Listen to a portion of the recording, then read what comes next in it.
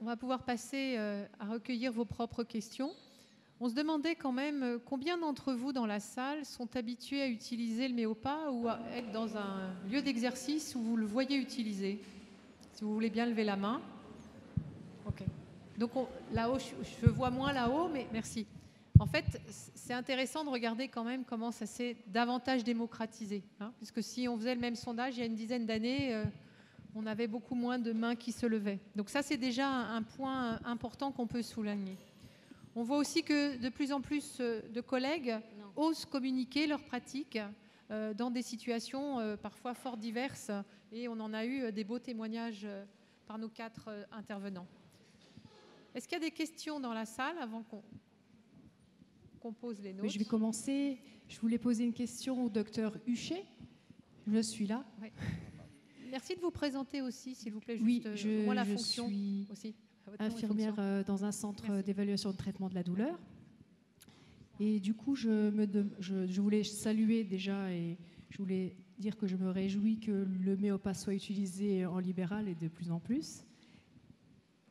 Et je me demandais, dans votre étude, quand vous parlez de réussite, des soins sous Méopa sans anesthésie locale ou autre traitement antalgique, sur quelle base sur quels critères vous êtes basé pour définir que le soin avait réussi? Oui, alors j'ai fait... c'est bon, j'ai fait en fait... oui, j'ai fait un raccourci un petit peu, mais en clair, ce qu'on voulait savoir, c'est est-ce que...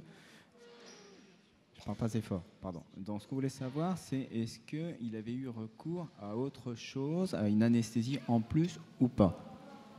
Vous n'entendez pas du tout? Faut vraiment que je parle dessus, je vais le manger. Donc, en fait, c'est ça. C'est-à-dire que moi, ce qui m'intéressait, c'est est-ce que le Méopa tout seul a suffi ou est-ce qu'il a fallu rajouter, parce que ça ne suffisait pas, une anesthésie locale en plus ou pas? C'est ça, c'était vraiment ça. Est-ce que ça répond à peu près à votre question? En fait, je ne crois pas. Mais je vais reposer ma question.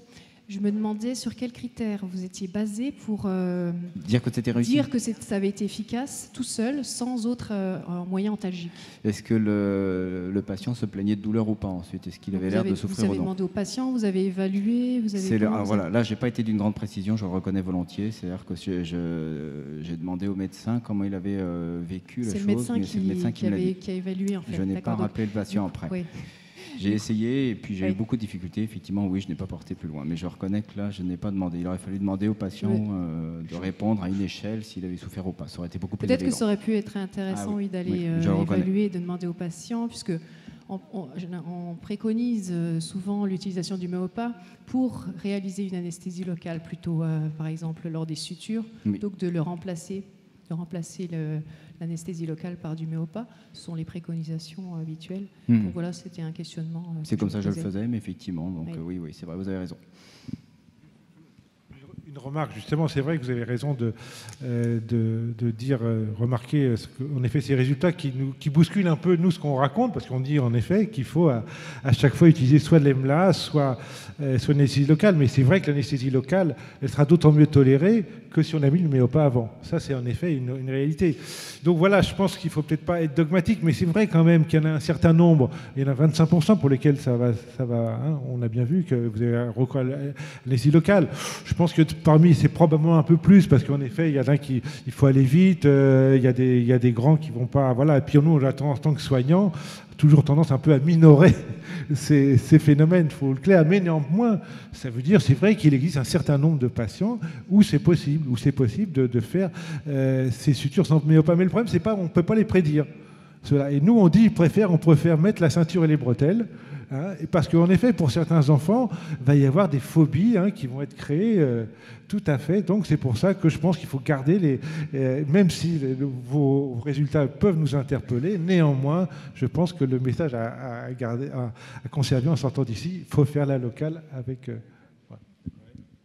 Alors moi j'étais assez interpellée par le moyen de contention en fait, utilisé chez les patients autistiques. Voilà, j'imagine que le moyen de contention en lui-même a dû sûrement générer, j'imagine, une certaine angoisse. Est-ce que l'effet du Méopa a pu aller jusqu'à contrecarrer cette angoisse engendrée aussi par le moyen de contention? Et je me pose la question de la prochaine fois, quand le patient va revenir à nouveau en examen, est-ce qu'il n'aura pas développé une phobie du soin ou voilà, c'était mon interpellation. Alors, pour répondre non, on a des patients qui viennent depuis l'ouverture du centre, donc depuis 2013. Il y en a, ça fait 10 rendez-vous qui viennent. Justement, en fait, même si on utilise le Papoose Board, c'est pas quelque chose d'angoissant pour eux. Souvent, on se rend compte que ça les rassure. Parce que ce qui évite, c'est qu'ils sont contenus, et ce qui évite, c'est qu'ils aient 36 personnes autour d'eux, quoi. Qu'on les touche, voilà. Souvent, on attend un petit peu, ça les apaise. On met le méopa, et justement, avec le méopa, on enlève le papouse une fois qu'ils sont beaucoup plus calmes avec le méopa, donc ils n'ont pas forcément de souvenirs. Ils ont plus d'angoisse, beaucoup moins d'angoisse, et du coup, ça se passe très bien. Et non, justement, le Papoose Board, c'est pas, voilà, c'est juste pour aider à l'administration. C'est pas pour les contenir, pour les forcer. Voilà. C'est pas quelque chose d'angoissant pour eux. Au contraire, il y en a, ça les apaise beaucoup. Et on a eu un exemple, on a eu un jeune homme qu'on a reçu il y a 15 jours, qu'on avait eu il y a 1 an. C'est vrai qu'on n'a pas pris de photos, mais il y avait eu des photos avec l'accord de la famille. Donc la première fois, il avait été très anxieux, il ne voulait pas rentrer dans la salle. Son frère était avec lui, nous avait aidés. Il y avait eu le papouse et le méopa, et il est revenu donc il y a 15 jours, et il est rentré dans la salle sans souci. Il s'est allongé tout seul, il n'y a pas eu besoin du papouse, il y a eu besoin que du méopa. On sent bien quand même dans votre démarche, et la salle a brassé. Hein, quand on a vu la diapo, on a senti quand même qu'il y avait une réaction qui venait collectivement. Je pense qu'aussi c'est aussi très proportionné dans votre approche. Enfin, il y a différents essais qui ont été faits, et si ce choix a été fait de cet enveloppement particulier, c'est qu'il répond effectivement bien dans le contexte de l'autisme à quelque chose qui va permettre voilà, d'être très proportionnel. Enfin, je mesure les mots que j'utilise, hein, notamment quand on sait que la contention, le toucher vont peut-être provoquer des réactions. Moi, j'ai été frappée dernièrement de voir un jeune arriver plein d'hématomes, tellement il s'est débattu, et effectivement, l'équipe qui l'a accueilli pour pouvoir vraiment le techniquer rapidement, parce que là, c'était un problème d'urgence vitale, a été confronté sans moyens particuliers pour, vous voyez, le temps court, comme vous dites, qui va permettre de sécuriser dans l'enveloppe sans être beaucoup à intervenir. Moi aussi, j'aurais fait une remarque, parce que aussi, ça bouscule un peu aussi ce qu'on raconte sur, en effet, la contention. Nous, on se bat, en effet, dans les hôpitaux pour limiter la contention. Hein. Et justement, le méopa, souvent, va éviter les contentions, parce qu'on ne va pas être à 3 à 4, comme je l'ai dit tout à l'heure, pour tenir le gamin. Mais là, c'est vrai qu'on est dans un autre contexte. Et c'est vrai, il y a tout le débat actuellement en pédopsychiatrie sur le packing, hein, sur ces grandes crises d'angoisse archaïque que peuvent présenter ces enfants autistes. Et c'est vrai que alors le débat avec les associations n'est pas simple, hein, je sais, mais en tout cas, il semblerait que ça peut être une utilité, voire une efficacité. Donc là aussi, je crois que c'est tel que vous décrivez les choses, et puis j'ai l'impression que vous le faites en effet de manière pondérée. Juste Daniel, je connais bien, je participe actuellement dans les ROCO. Moi, je vous dis bien, c'est les personnes en situation de handicap. On ne vous a pas montré des vidéos parce que nous n'avons que des cas excessivement graves, complexes. Il faut voir comment ils sont agressifs. Notre consultation, elle dure 2h30, en gros, depuis le début jusqu'à la fin. Il faut voir aussi l'auto et l'hétéro-agressivité qu'ils ont. Donc, moi, le Papoose Board, hein, je l'ai ramené, je dirais, je l'ai connu au Canada, hein, parce que je suis professeur là-bas, associé, à Sherbrooke et à Montréal, et dans l'hôpital, au CHU de Fleury-Mont. Je suis rentré aux urgences et tout, j'ai vu ce truc, et je dis, qu'est-ce que c'est ça? Sachez que Papoose Board, ça vient des femmes esquimaux des UNIT, de la Colombie-Britannique. Ils gardaient leur bébé, ça, et puis un monsieur intelligent, canadien, il a dit, mais dans les urgences, quand il y a des cas d'agressivité, au lieu de se précipiter à 5 ou 10 pour le calmer ou le shooter avec du Loxapac, comme le font certains de mes collègues, Loxapac, vous savez, c'est un neuroleptique qu'on utilise beaucoup, n'est-ce pas? Et donc, j'ai dit, tiens, c'est une bonne idée. Donc, j'ai failli l'acheter, le ramener en France, mettre dans la valise, parce que c'était repliable. Et puis, quand je suis revenu, je me suis dit, bon, il y a actuellement une entreprise qui le fait. Et je trouve que depuis qu'on l'a, on a beaucoup moins de problèmes. Alors attention, là je vais être très clair et très pour ne pas qu'il y ait des problèmes. Ce que disait Daniel, dans le cadre de l'autisme, hein, je dis bien, le packing est interdit. Packing, c'est quoi? C'est un enveloppement humide. Moi, je veux bien vous le faire actuellement, c'est-à-dire que les draps sont à moins quelques degrés, je vais bien voir comment vous le supporterez. Packing, c'est autre chose. Donc, on ne parle pas du packing dans le cadre de l'autisme. Sinon, vous allez faire bondir les associations de familles qui vont tout de suite porter plainte. Donc, ce n'est pas le cas. Ils savent que nous faisons ces genres de contention souple et qu'il n'y a rien à voir avec le packing. On est ravis, hein, parce que mes collègues sont arrivés bien après. Moi, j'ai commencé la consultation avec juste une infirmière. Au départ, je ne savais pas où j'allais, hein, quand j'ai créé le centre. Je peux vous dire, on a eu quand même quelques cas. Moi, j'ai pris des coups. Hein. Bon, voilà, maintenant, ça se passe bien. Et je trouve que c'est aussi un moyen. Je dis bien, nous, c'est vraiment des personnes en situation de handicap. En fait, c'est un peu aussi comme... il y a 3 questions là-haut. Oui, ok.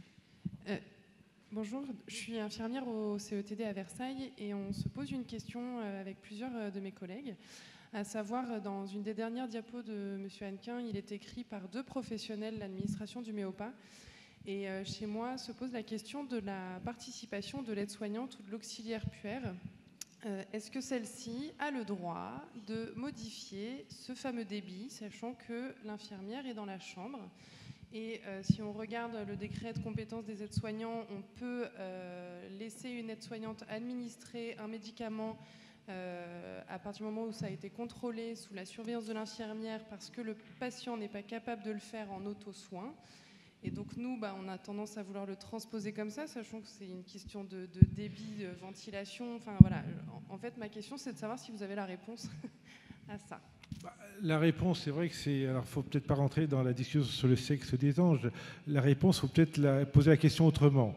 Il faut, en effet, quand il y a un ballon et un masque, il faut que, tout simplement, le ballon ne soit ni collabé, ni en hyperinflation. Donc voilà, et donc il faut adapter le débit à ce que l'on observe sur le volume du ballon. Et donc ça, je ne pense pas qu'il y ait besoin d'avoir une formation spécifique. Un parent peut parfaitement le faire.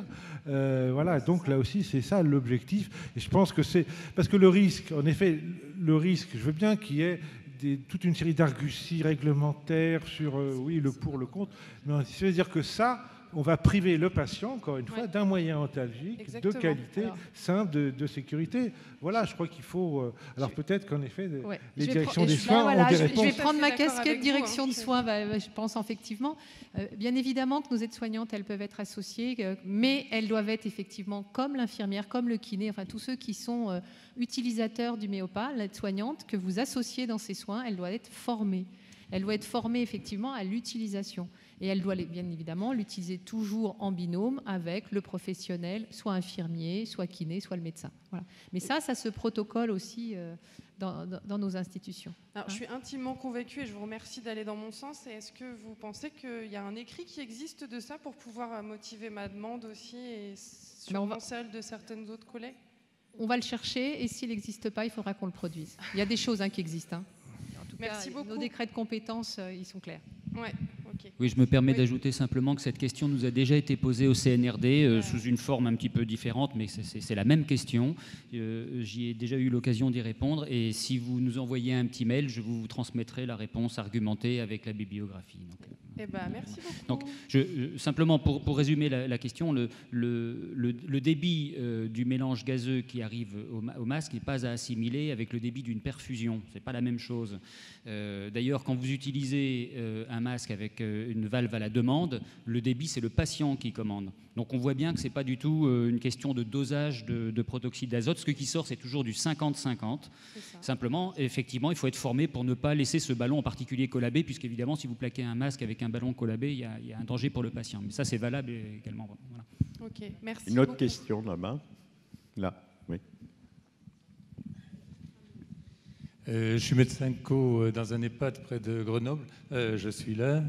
Je vais faire court. Vous avez parlé du remboursement. Il ne me semble pas avoir entendu, c'est dans les prétasses d'ailleurs, le coût de la minute de MEOPA.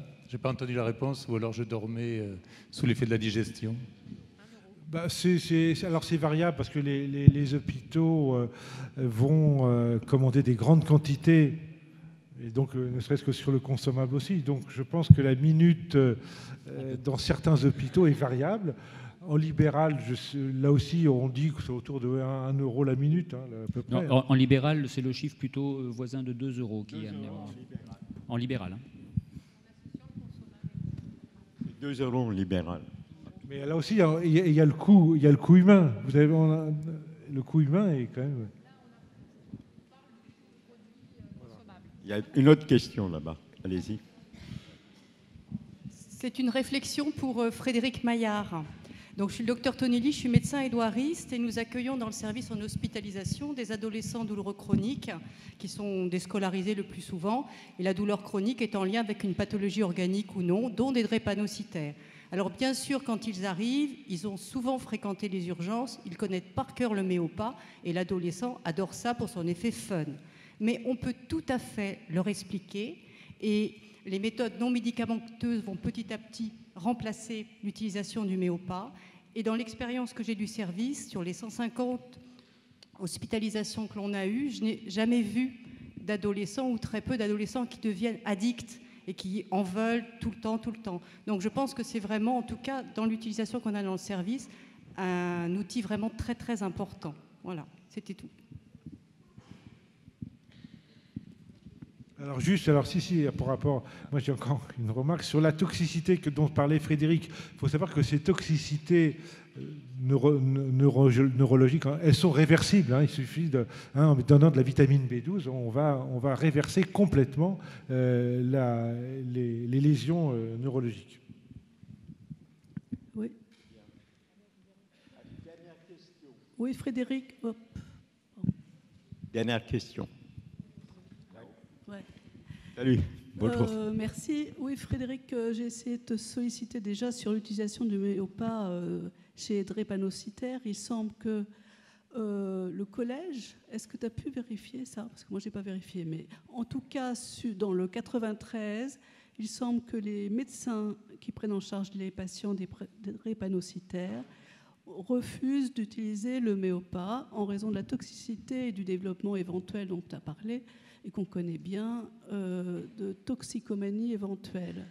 Est-ce que ces choses-là, enfin disons ces pratiques-là, se sont développées en France, ces craintes? Parce qu'effectivement, c'est vraiment un problème tant aux urgences que dans le service, où là, depuis 1 an, il n'y a plus d'utilisation de méopa chez les drépanocytaires. Oui, Elisabeth, c'est une question qui me préoccupe d'abord pour les drépanocytaires parce que je sais d'expérience que ce produit est quand même très très utile dans la prise en charge, en particulier des accès douloureux et des crises vaso-occlusives. Je sais aussi qu'il faut se méfier évidemment des surdosages, en particulier avec des doses cumulées dans le temps et dans un intervalle trop restreint. Mais je sais aussi que les drépanocytaires ont fait énormément chez ces patients de contrôle biologique et que je vois pas pourquoi on pourrait pas non plus aussi dépister la toxicité. Et comme Daniel l'a bien dit, il y a un traitement. Donc ça, c'est un autre aspect. Et puis pour finir, je suis assez friand à l'avance des résultats du protocole Phèdre dont je vous ai parlé, parce que évidemment, ça va nous permettre de commencer à concevoir une attitude et de voir où sont vraiment les problèmes. Voilà, donc j'attends, je ne sais pas si... voilà. Bien, écoutez, on vous remercie aussi. Et puis bien sûr, tous les orateurs ici présents, n'hésitez pas à poser les questions au forum, au niveau du CNRD. Et on peut vous répondre avec tout ce que vous voulez, il n'y a aucun problème. Mais attendez, ce n'est pas fini, il y a le test, n'oubliez pas, ce matin. Oui. Alors, j'espère que toutes les personnes qui sont parties, mais de toute façon, c'est plus à elles que je m'adresse maintenant, mais la feuille de test, s'il vous plaît, n'oubliez pas de nous la rendre, ça nous permettra de remplir les critères pour le Datadoc. Le Datadoc.